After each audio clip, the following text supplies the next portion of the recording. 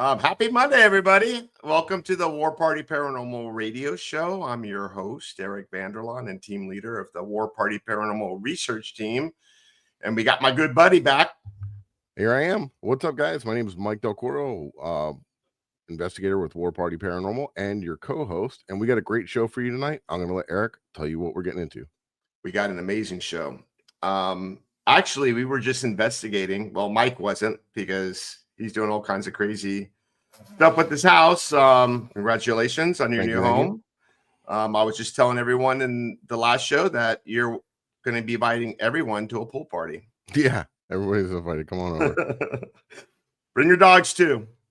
Some people love that. But anyway, we have an amazing guest, one of our good friends, Bill Slevin from Paranormal Existence Research Society. Did I get it right? PERS, yeah. Okay, I got it right. I've been practicing, Bill. And also, we have our old producer, Bill. So I want to, Bill Skywatcher. I like to call him Skywatcher. We'll welcome him back. And yeah, we have an amazing show. Bill Slevin is a world-renowned demonologist. He's worked with the Warren. He works with the Warren Foundation. And he's a local guy. I mean, we live in the same hood, so that's right. Not too many of us. And lately, we've been investigating a lot together. So I got a little intro, Mike. You want to see it? I sure do. Let's do it. If I can find it. You think I would know after, I don't know, I moved like it to 3 or 4 years? Oh, there it is.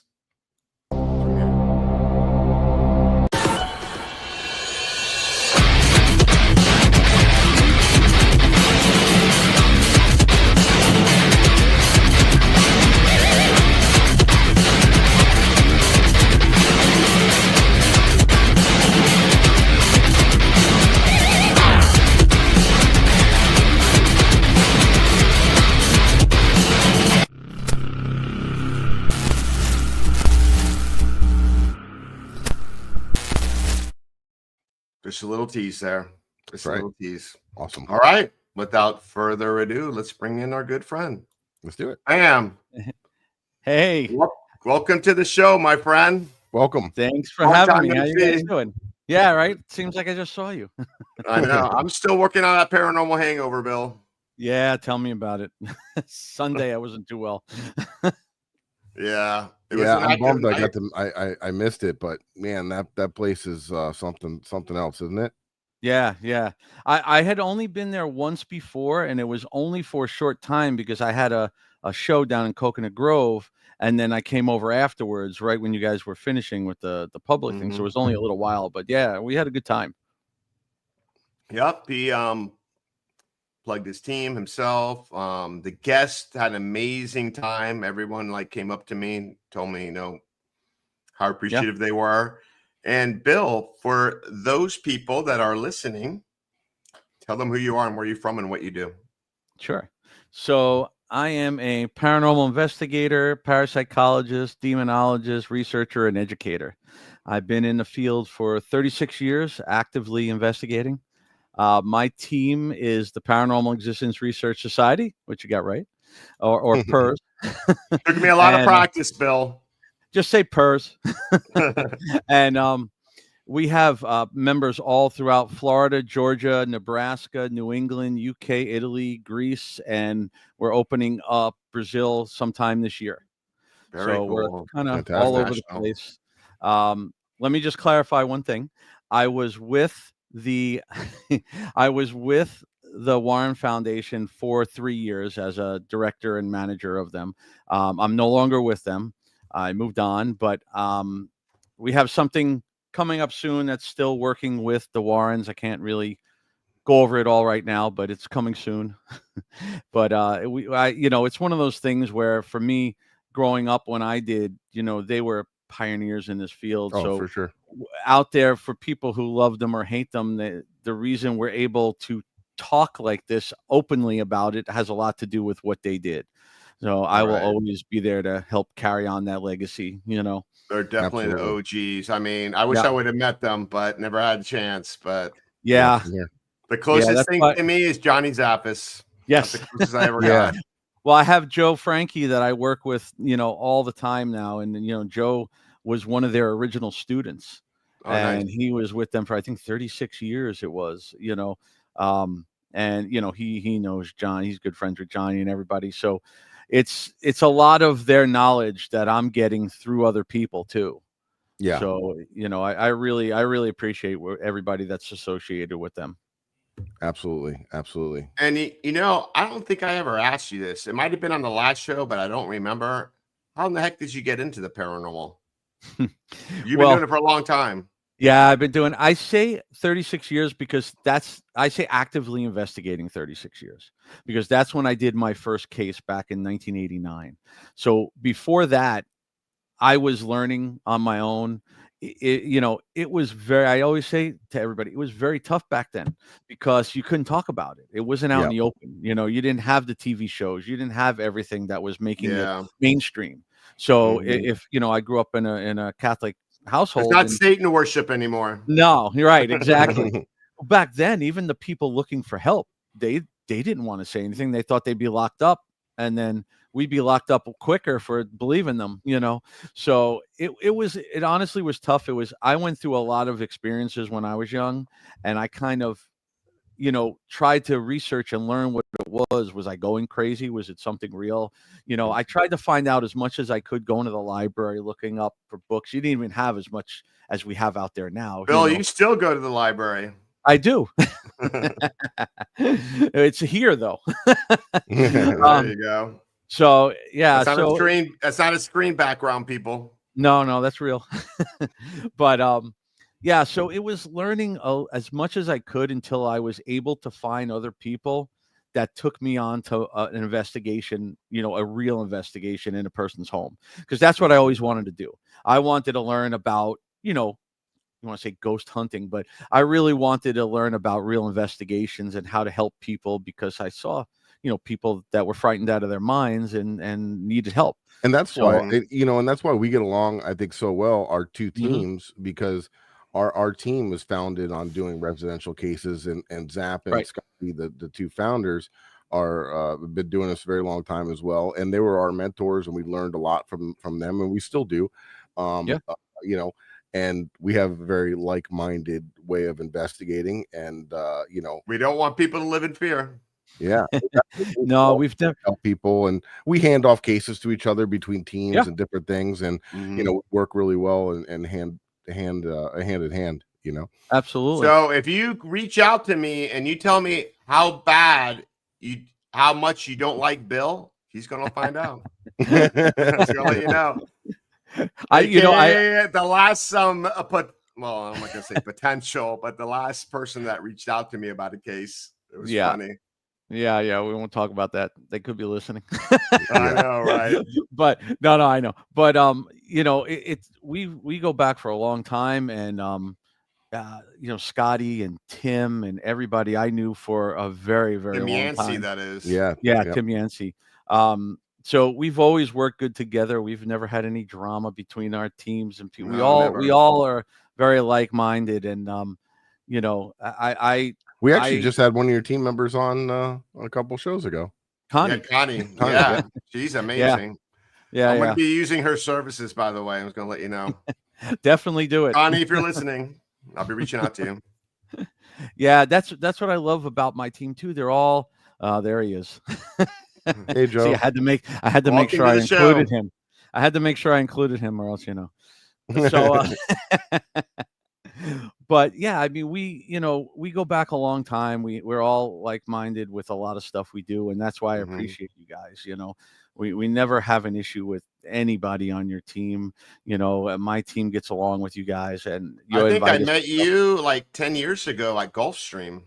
Yeah, exactly. And I knew Scotty and Tim before that, but that was the first time I actually had been out anywhere with anybody from War Party as an actual investigation, was Gulfstream. Oh, okay. That was fun. They were on Florida ghosting. Yeah. The problem was Rob Damaris will be busting your balls, though. Me too. Yeah, I was there a couple times with him. But that place was great, except I got into it at the end of it.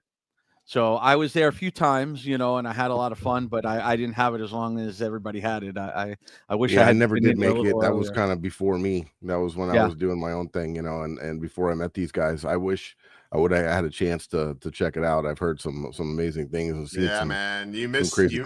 you missed Uncle Perv. Yeah. No, for real. Very perverted. Like with Yep. women. It was hilarious, actually. Yeah, I I mean, hope I hope you're talking about a ghost and yeah, okay. I think so. Yeah, I did know that. But yeah, those places are great because you don't realize at the time that, they're going to go away. You're just enjoying having them. And, That's the thing. the prison I miss so much. That was so great. And, the place that we have right now that I can't mention the exact place, but, we are only going to have it for a short time. So we're enjoying it now. Yeah, exactly. And man, I forgot where I was gonna go. But oh yeah. So like I got an interesting story for we got people in the chat that are investigators. So and we were talking about this Saturday night. At the Gulfstream used to be like an old hotel. It's right on the intercoastal in Lake Worth.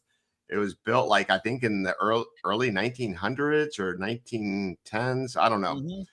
But right now it's shut down. Supposedly someone bought it and they're remodeling it. But when we used to go in there, it was abandoned, and homeless people and crackheads and druggies used to hang out in there. So before we investigated the place, and I want to let everyone know, like we're all like everyone's carrying their permit and they're packing. It's the gunshine state. Exactly. So yeah, we got to, and this is like how many floors, Bill? This was it like 8 floors? Yeah, at something least like that. It was pretty big. And then the rooftop, and yeah, we had to go through each floor and make sure we're not going to have any surprises when we're investigating. So it was like paranormal warfare. Well, that's what I always say. I say it's important to do. I tell people like when I'm talking about what to do, I say you got to do stuff like this and you got to be careful, because the last thing you want is at 1 o'clock in the morning somebody that you do not know and jumping out in the dark, because it's not good for you and definitely not good for them. Yeah, no, we did the same thing at the prison. Yeah, exactly. I mean, there's like people like gang members that hang out there, and they're like doing the graffiti art and stuff and like marking the places like it's on their own territory. Some of the places we go, that's what I say. I'm more worried about human beings than anything else. That's where the FLIR comes really in handy too. Is you can easily, you can't hide from a FLIR if you're a human being. You know what I mean? Like you're so you can sweep a building pretty quickly with a FLIR. Not even a Wheezy. She's here already. I know. She doesn't come to the end of the show. I know. You know what's funny? At the prison one time, I used to take the people that were new to my team too. That you understand that they like this and they're into it and they want to do it, but take them to the prison at 1 o'clock in the morning and you'll know if you really want to do this. An abandoned prison in the middle of the sugarcane fields. But look at my chops. But one night I had taken 3 of my team members. It was David, Allison, and Daniela. They were all new, and we all went up there and we had a great time there at night. We were about to leave and they wanted to go back in cell block A one more time before we left. So I had one of my, I think it was my task cam just running, and we go walking into the cell block and you hear one of the doors opens up and you hear, and I said, this is not a ghost. And I was like, guys, run, because, there's a lot of gangs in Bell Glade. And I'm like, run. And you hear it's funny because on the recording, when you're going through the recording or listening for stuff, you hear me going, David, take the camera. I'm trying to get my gun. Because I didn't know who it was, and I gotta protect me. It might have been one of those owls. I mean, those owls had a wingspan of like what? I don't know if I'm exaggerating, but like, that's the first thing that freaked me out when I saw like it was like wobbling like a penguin with his wings spread out, like it had like a 12-foot wingspan. They also screech really loud, and they'll shit on you too. Yes, they will. The hazards of ghost hunting, people. Just want to let you know. Yeah, it's a lot more than the ghosts. Yep, that's right. Exactly. I don't like spiders. That's my Oh, you should have biggest fun in thing. abandoned places. Yeah. I know, right? Oh, and by the way, I just get I guess I permission. go Don't ahead. Yes. don't be trespassing. We always call the police and get the permission when we go. Until that last time, Mike was going to go for the very first time, and we called the police, and they raided the place, and we hauled ass. We didn't even have a chance to go in there, and then that's when the end of Belgrade happened, because I Right. guess the city took it over, and then they were going to demolish it. Right.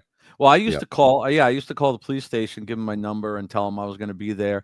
And they were pretty good most of the time, except one time I called, and they're like, "Do you have permission?" And I'm like, "Well, click."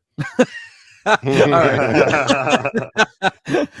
right. All right. But no, But they were you always know, pretty good. Scotty was the one that made the call, and just the way Yeah. she presented herself and say it, like you couldn't say no to her. Right.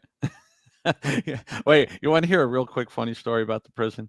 So, my teammate Cassio, who's my international head over there, she was over here because she travels back and forth to Miami too. She was here with us. She was coming to the prison, and I told her, we go in, carrying protected just in case, we go check the place out, whatever.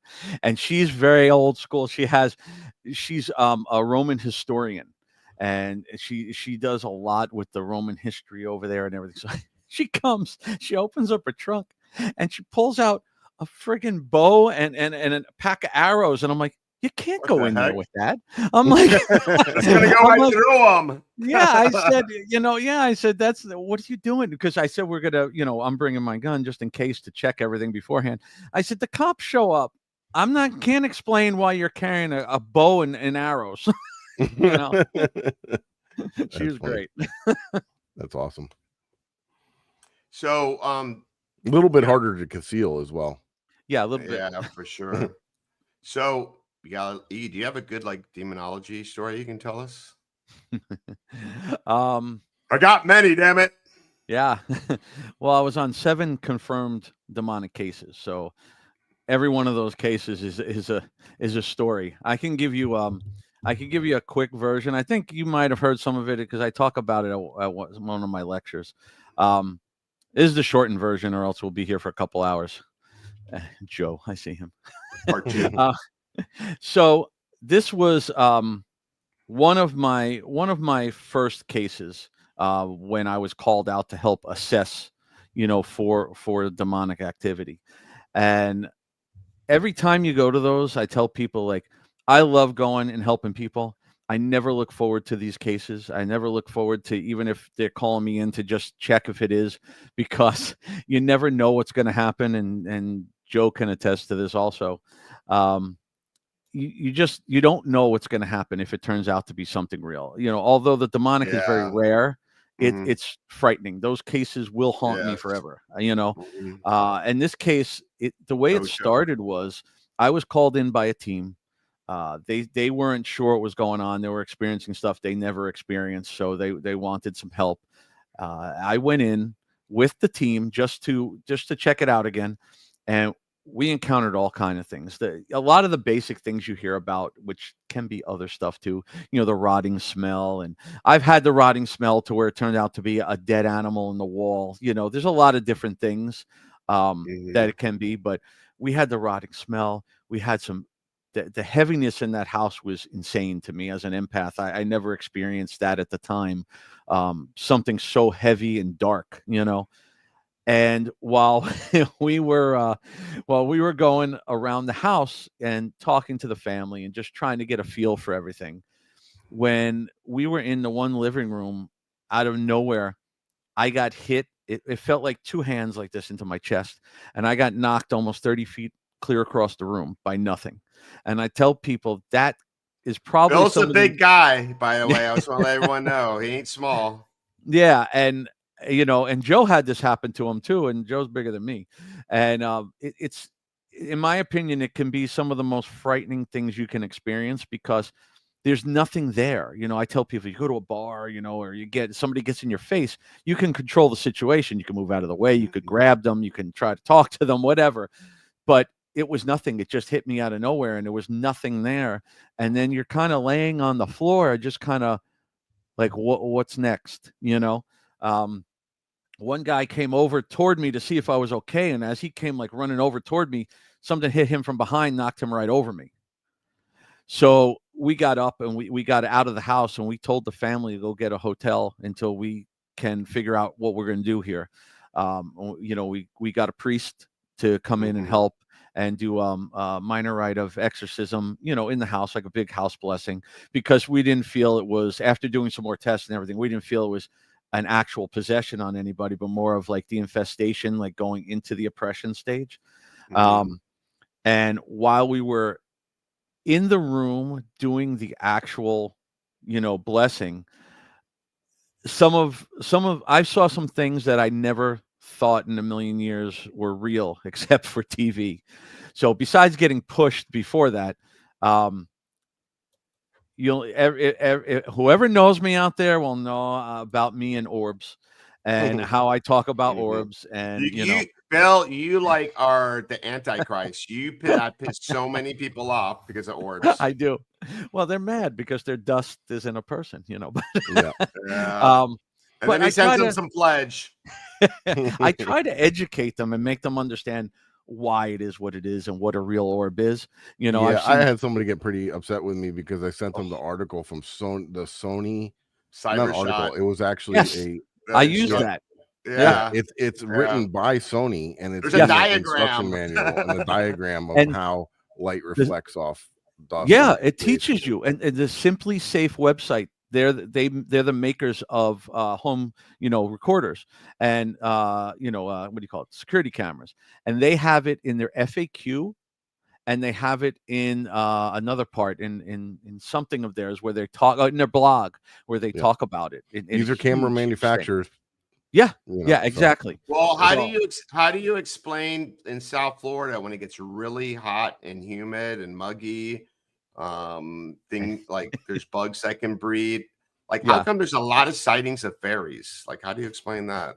Like, I've gotten like so many videos and pictures of fairies. I can tell you because most of them. I know. I want you to say it though. You want me to say it? So most of them come off of Ring cameras and other outside security cameras.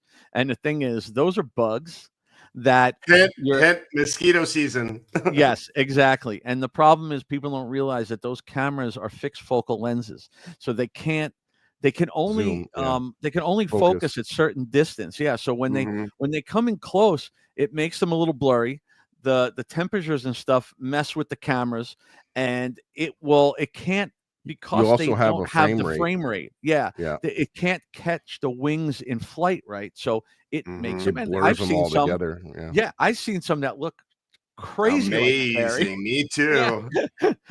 So but people have to understand, if we can explain it naturally, it can't possibly be paranormal, So we look at those things, but a true orb is a real thing. It used to be called. I changed the name of it for myself. When I say it, I call it a light anomaly. Yes, because that's what we used to call it years ago. Light anomalies, energy balls, spirit balls. The term orb came out from the birth of digital photography because the flash was too close to the lens, which created the orbs on the camera. But it's believed to be pure energy that's supposed to be a spirit or a demon trying to manifest itself in the room. And you can see a bunch of smiley faces inside an orb. I don't know if you ever noticed that. Yes, but no, I mean, Eric and I have both seen light anomalies, like physically with our eyes. Oh yeah, you'll see them with your eyes. I've seen 3 in my lifetime that I believe were real, and one was the first one I ever saw was on this case. And when I tell you that it pulled the energy from the room to where you can feel the energy being pulled out of you, that's why every camera died. It took the power out of everything. The lights were flickering. I had that feeling at the prison chapel at Belle Glade for the first time I went there. I felt like it was getting pulled down. Right. Yeah, that chapel was pretty heavy. And but it's I'm not trying to, I don't want to cut you off by any means. Yeah. But when you feel a physical touch or when you feel there's aggression behind it or something like that, there's no way to explain that to anybody. I was grabbed at the Deering house, and the only way I could describe it is if somebody took their hand and put it in a bucket of ice water and sat it there for a minute and then grabbed the back of my neck, like pretty darn hard.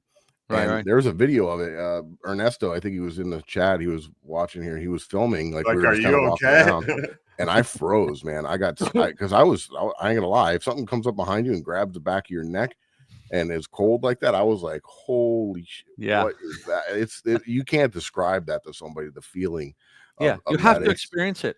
I can tell you a million stories. I tell people you have to experience it to understand what I'm saying. You know, I'll tell you everything you want to hear, but when you have to experience it. I mean, that ball started about the size of a golf ball and slowly grew into about the size of a softball. And it was like, the only way I can explain it, it was like a mini sun, because it had so much light coming off of it, because it's pure energy. And that's why I tell people it can't be flat, it can't be transparent, you know, because it's solid. Yeah, it's solid energy, and it has its own light. It doesn't reflect light.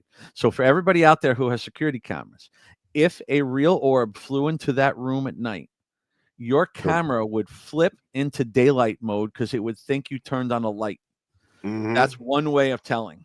It doesn't reflect light. Everything you guys are seeing on these things are reflecting the infrared lights, you know. So when this thing grew, and when we tell people that they move intelligently, and then people will show their cameras and say, well, look, it moved different. No. This thing was like, if you remember, what was the old movie? Phasm or whatever, with the silver ball back in there. Like, that's what it was like. I mean, this thing came up like right into your face and was like, you know, so close to you, staring at you, freaking you out. But you got to try not to have that fear, because they feed off of fear, you know. And it moved around for a while, and then it went into the corner, and it just expanded into about an 8-foot, like shadowy, smoky figure, and then just dissipated. And then the couch flew clear across the room. There was the couple, the husband and wife. The wife, she looked like she was going to pass out, and the husband went to grab her and realized that she was actually about 2 inches off the ground. She was hovering off the ground, and then the couch flew across the room, hit the wall. And I say the priest was a pro, because that thing flew this far from his face, and he didn't even flinch. He just kept reading, you know, and hit the wall. And he explained later on that that was the demon trying to make one last ditch effort to not be expelled from that house, you know. And it was like, really opened my eyes a lot, you know, because I've heard a lot. I've been part of some things, but those type of things you think really are only in the movies, and, you know, they are there, but luckily it's rare. Very rare. Very rare. Yeah, very rare. Yeah. I mean, and Bill, you know, we talked about this before. There was something that happened to us that really kind of startled me one time, is when we were at Aerojet rocket facility, and this place is known for demonic practices and satanic worship and different things. And we were in the room where there was a 50-foot pentagram spray painted on the ground. There was originally a 3-legged chair with a blood stain that Python Cowboy found, and then we talked with him, and we have an episode actually out on it. On Paraflix, the Haunted Files, and we have some of Mike's footage from when he originally found it and stuff like that. But when we went back out there, we got so much evidence. I could make a show just talking about that. But Bill, how often are you going to get devices, all different types of devices, saying devil, Satan, ghosts? Very rare. Everything. Very, very it was rare. like everything we turned on had something to do with something demonic. Franny fainted on the way out and got sick and threw up. And then I blacked out. So that's what I'm getting at. That's the part that I wanted to get to, is when I've been investigating with Eric for years and years now. So have you, and you know Eric, and I know Eric, and I've never seen him act this way ever. We were in a room, Joe. It was me, Joe, Franny, and Eric, and we were done with our EVP session, and we were gonna go, and we were all talking, and we're like, okay, we're gonna go over here now. Right. We all walked out of the room. Eric sitting down on like some old cement bags that were there or something, and he's just kind of staring off into space. I mean, like, he was just kind of sitting there like this, and I'm like, Eric, and he didn't hear me, and he was just sitting there just dazed, and I'm like, Eric, you all right? And he didn't say anything, and he was just staring off into space, and Joe comes walking up next to me, and I look at Joe, and I'm like, he ain't right? Something's wrong with him, right? And Joe's like, and I'm like, Eric, and I said it again, like even louder, and then he kind of like shook it off and was like, "Hey, what's up, man?" I was like, "All right." And for I'm like, me, it's like I just thought like I was just like in my routine. Like there was like no period where like there was no, I it was like just a out lapse of of it. time, Yeah. Right. and it was a good minute and a half, 2 minutes.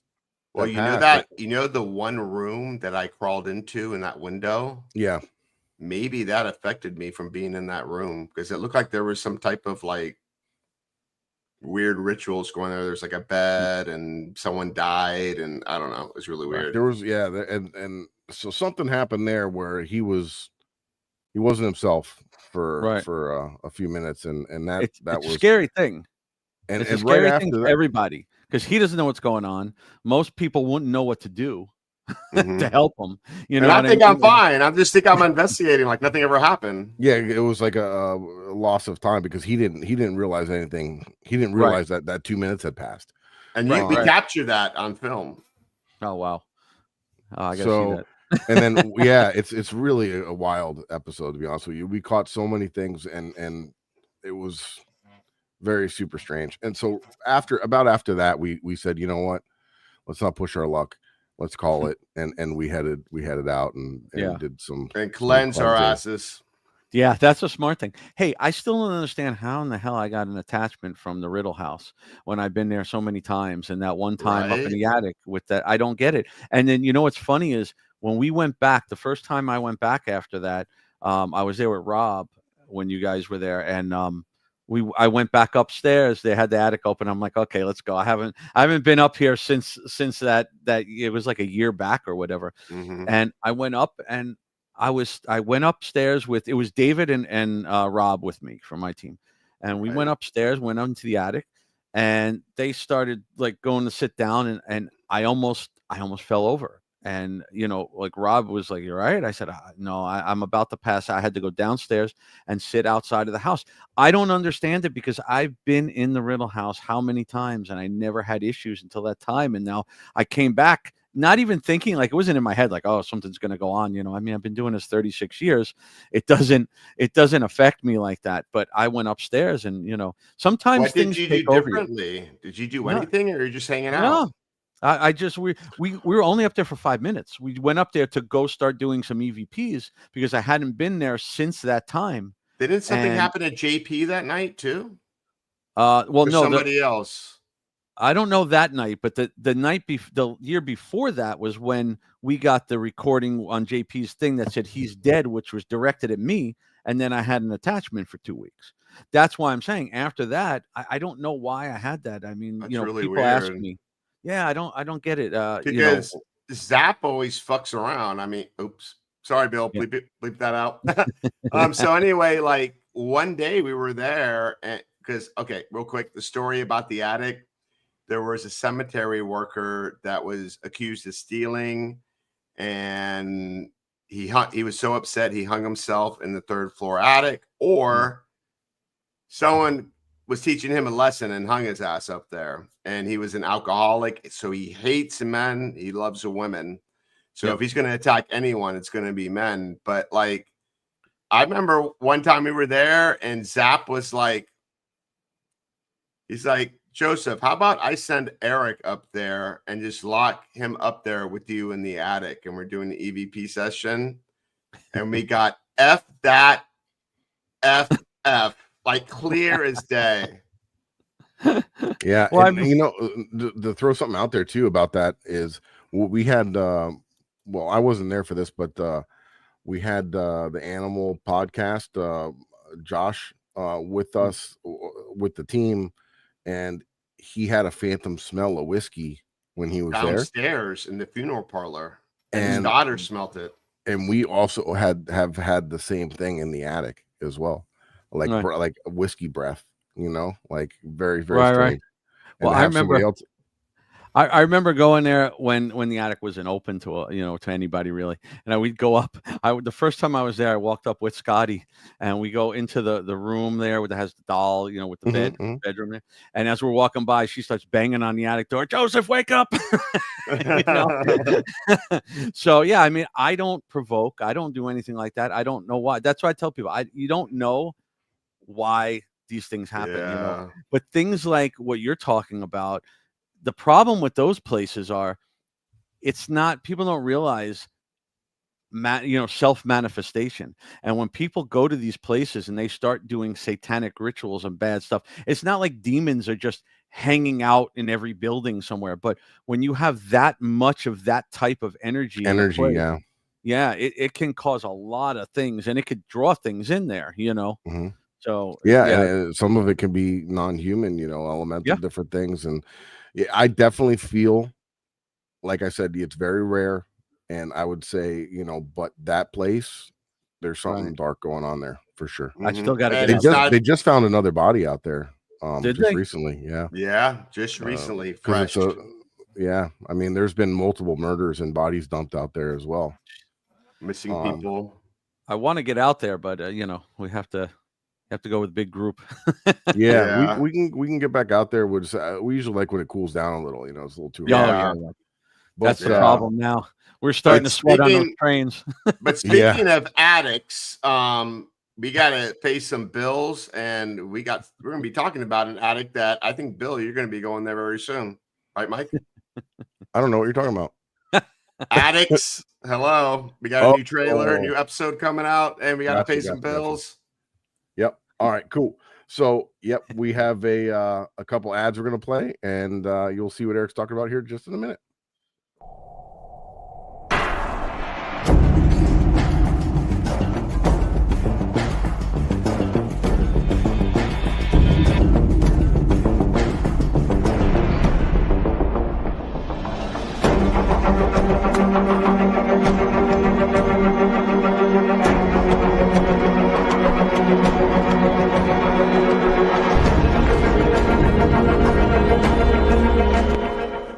What is up, my paranormal peeps? You may be wondering why we're holding something like these in our hand, and my buddy's going to tell you all about it. The reason that we have this paranormal equipment in our hand is because we're giving a big shout out to the Ghost Hunter store, one of our sponsors. They're your one-stop shop for everything paranormal. That's right, and you may have seen some of these equipment on your favorite paranormal TV shows.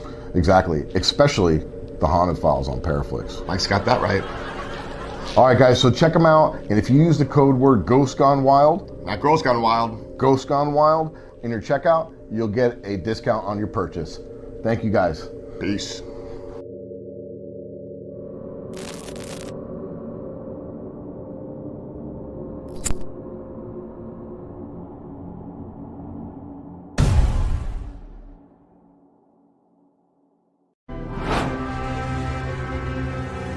Hello.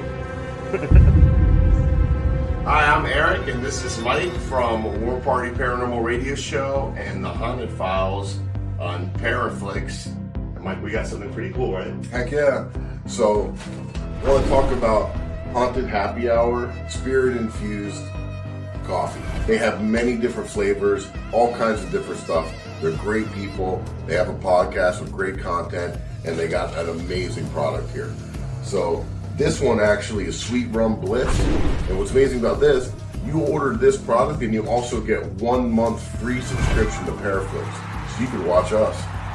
Yeah, and you might be feeling dead inside, but get caffeinated with Haunted Happy Hour. All right. Are you ready to explore the unknown? Eventually. Brace yourself for a journey into the supernatural. Paraflix Paranormal Plus, your gateway to the paranormal, all-in-one streaming service. Dare to explore, dare to believe, dare to stream alone. It does not want us here. Sign up now and embark on a supernatural adventure like never before. Paraflix Paranormal Plus, the universal home of paranormal. All right, and speaking about the Haunted Paraflix and the Haunted Files, we got a new episode coming out at the end of this month on April 25th, Friday, 9:00 p.m. Eastern Standard Time. The Haunted Files, it's a local place that we investigate here called the Veely House. Bill, have you ever been there with us before? No, I haven't been there. Okay, so it's at the Old Davie School grounds, and it's a historical pioneer home.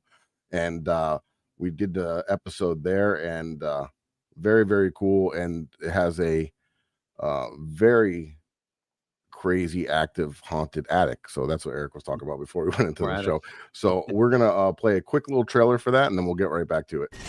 Welcome to the Haunted Files, and tonight we're investigating the extremely haunted Veely house here in Davie, Florida. Eric, tell us what we're getting into. So we're getting into a lot because we investigated this place. I can't tell you how many times. We also do events here, and we've gotten some crazy activity, especially in that attic right there. So we're going to see what we're going to get tonight. Hell yeah, let's do it. All right.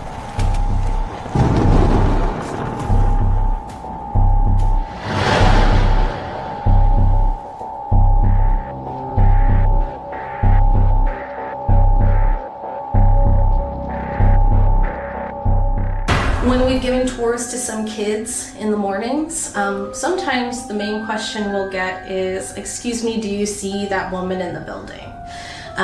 We don't, the kids do, and we try to just tell them to wave and say hi. When we are feeling certain things in this building, we'll try to take a break from it because it can be quite overwhelming for a lot of people, especially if they haven't experienced it before. At this point, we don't waste any more time. We grab our gear and we head in to investigate. Hello? Dude? You heard a noise, right? Yeah, not even kidding Like a around. piano noise. I heard like a high pitch. Like Yeah, up there. What? Dude, it almost went to red. Come on, Paul, is that you? Make all those lights go all the way to the right. That's him. Are you part of the Veely Get family? it out. Dude, his voice so strange there, man. I did die. You did die? You know that you're deceased? Can you just please help us with this experiment and say a number? Get out.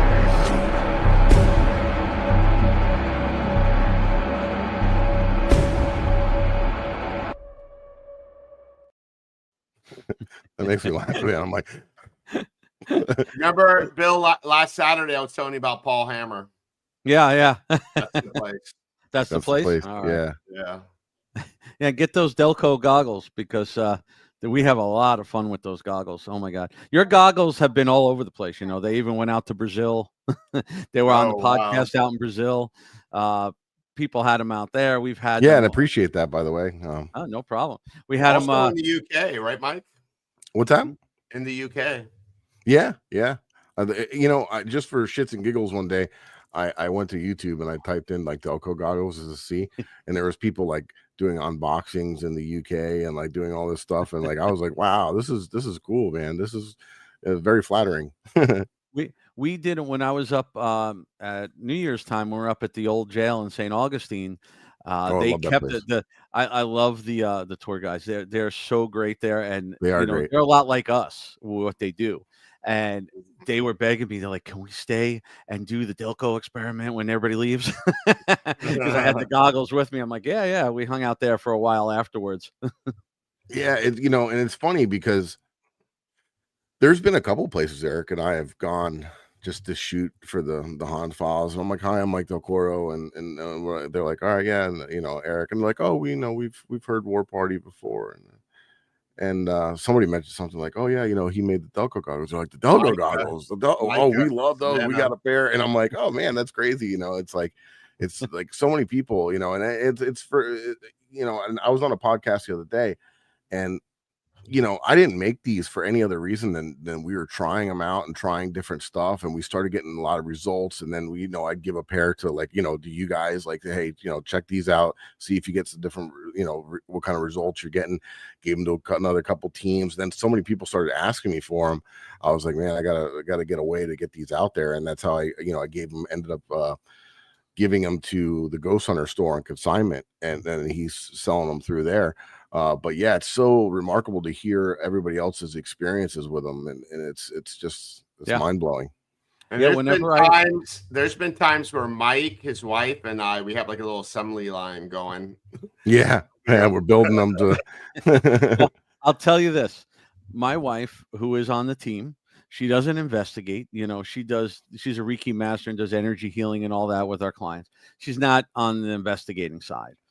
She's seen the videos all the times of the Estes method, the Delco experiment, and at the place where we've been going, she decided to come up one night. She said, I want to come up and I want to try this, because she could not believe that, one, you couldn't hear what we were asking, and two, that you're actually getting voices that are not the radio.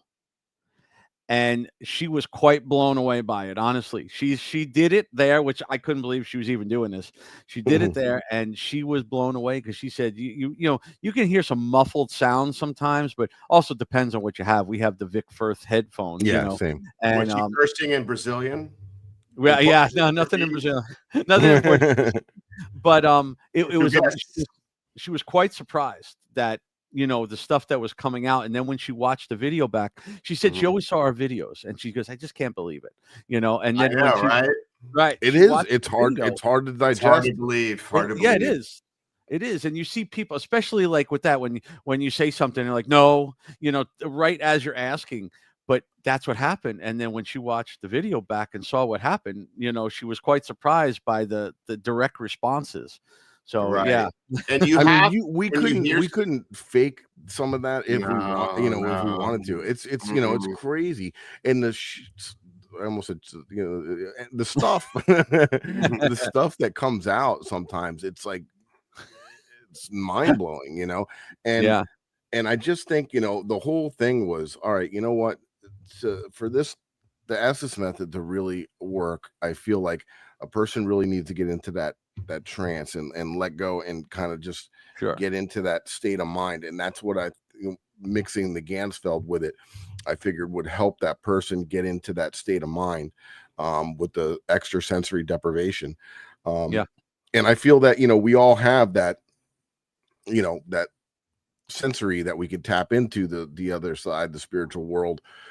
We just are taught out of it, and this is a way to, when you overload your senses like this, to help your human psyche kind of get back into that, and that's what seems to, and it works for different people differently. Like I feel like if you're an empath, or if you're sensitive, that it tends to have a bigger impact. It's like whatever you normally would do, it amplifies that. So if you're already sensitive, or a psychic medium per se, it amplifies that even to the next level.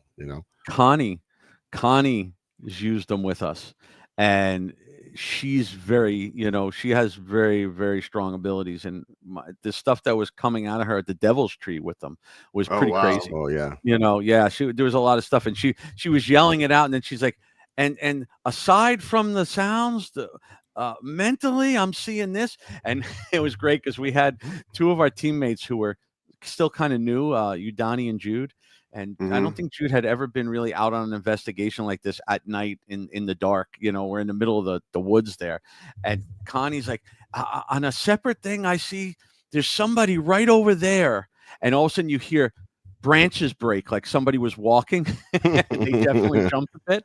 Oh yeah. They weren't expecting. Well, we were there, and Joe jumped. He saw a full bodied apparition there. Yeah, he did. Yeah. That place is another place. And Joe's very sensitive, so small, very intuitive. Just teasing Joe. I love Joe. Before I want to go off one thing you guys were saying before about like devices, saying the devil and Satan and stuff. You may have heard me talk about this. So for people that don't know, for the last 12 years, I worked at a psychiatric drug and alcohol treatment facility.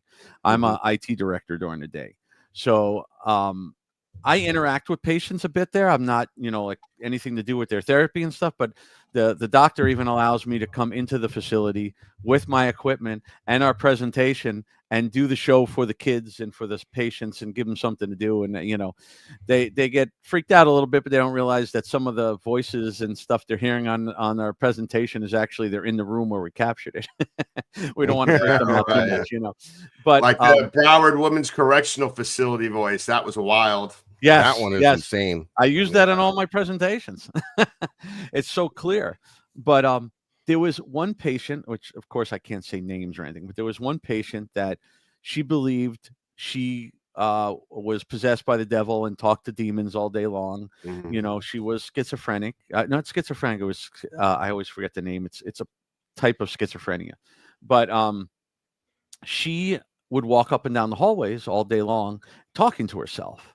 You know, and she didn't bother with anybody. She just walked up and down the hallways. I didn't know who they were talking about because the doctor and the med students told me, joking around, "Hey, we have one for you," you know, and I didn't know who they were talking about.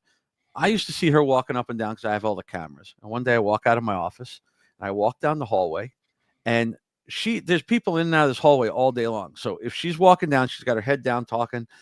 She just ignores everybody and just walks right past them.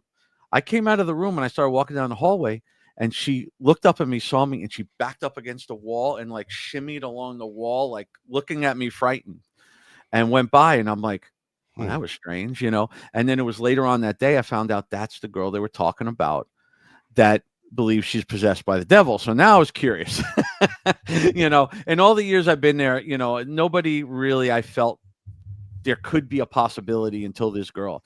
And one day we were doing the show for the patients. We usually would do it for the teens, but we were doing it for the adults also.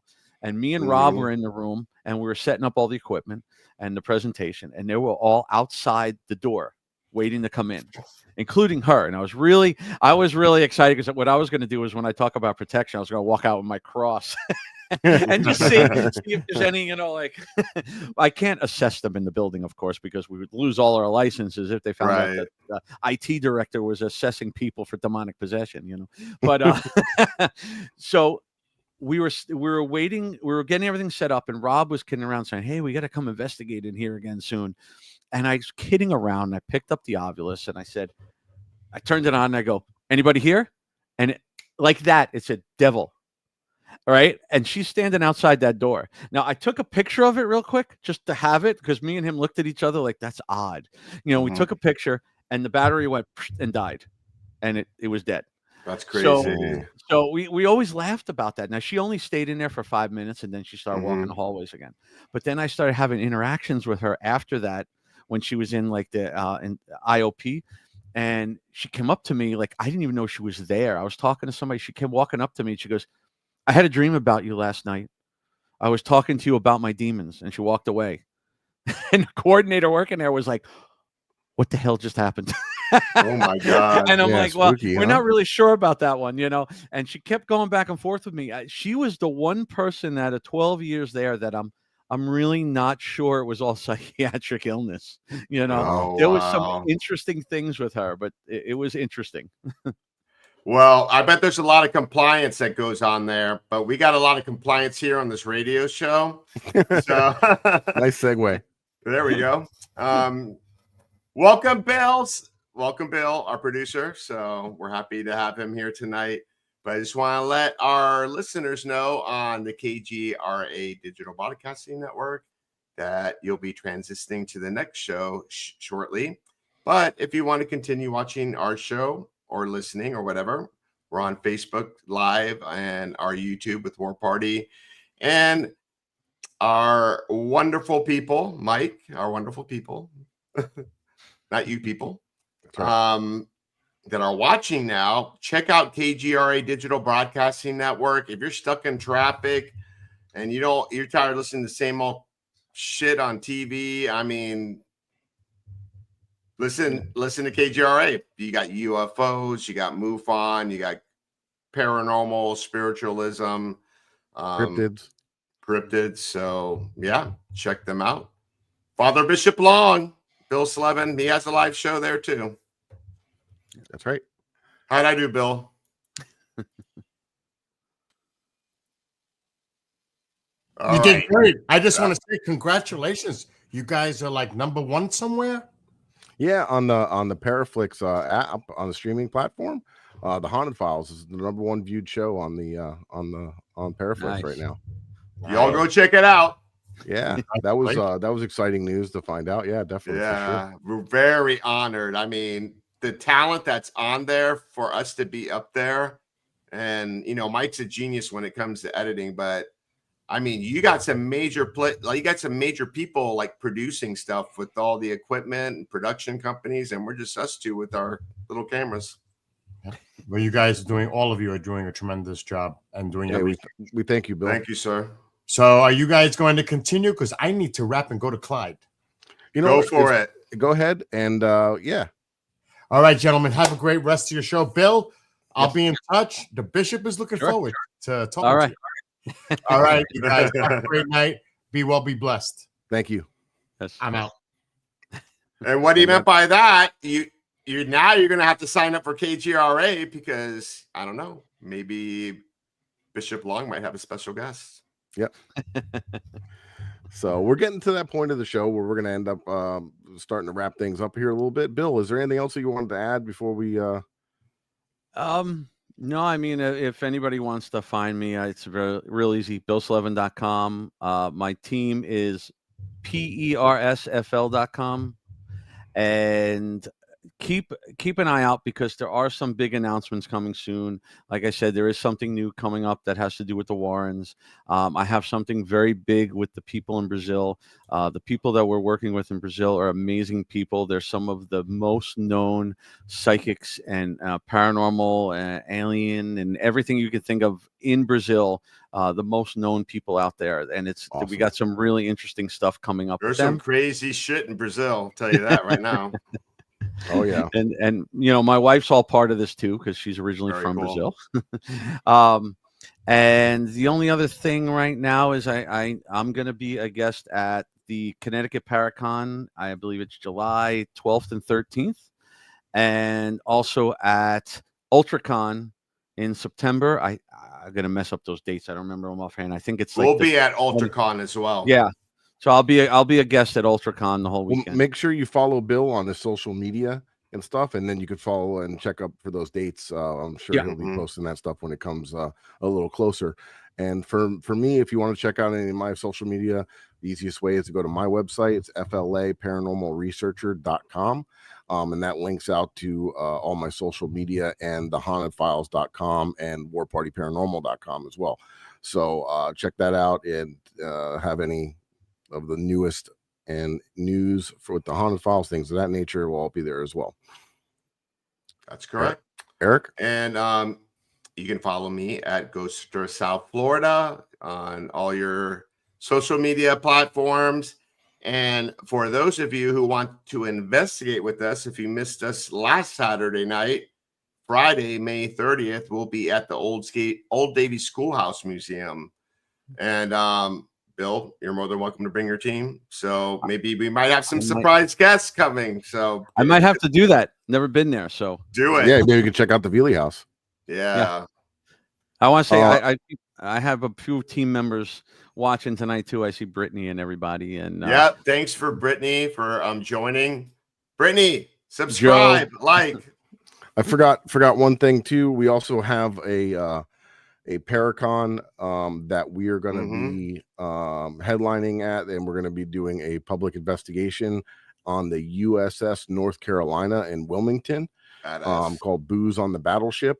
And there's going to be a lot of other great talent there from Beacon, and it'll have Josh Purvis and Shane Pittman there from Searchers. You're going to have a lot of Mike and help me out here, Eric. Josh Purvis, Shane Pittman. You're gonna have Mike Gagliano, and Mary something lame. Mary had a little lamb. They're funny. I'm sorry. I'm really bad with names. Okay, I am too. But no, there's going to be a lot of great people there, and yeah, it's going to. James from Cross the Line Paranormal is going to be hanging out there as well with this team. Mary Lynn, that's right, and Mary Lynn Bass. There you go. And yeah, that's going to be April 27th of this month. Yep, April the 27th of this month. Yeah. So we'll be heading up there. Yep. And then I'll see you guys Saturday. Yeah, and yeah, we're going to do a private thing Saturday. So awesome, guys, and we appreciate it. Bill, thank you very much for joining us. Awesome show as Thanks always. For having me. Always, I appreciate it. He'll be back. And now Bill, the new producer, not our new producer, old producer that's been now back Killian. has changed some stuff around. Now I gotta figure out how to do this outro. All right, guys, and we'll see you next Monday. Thank you, guys. Peace. Bye.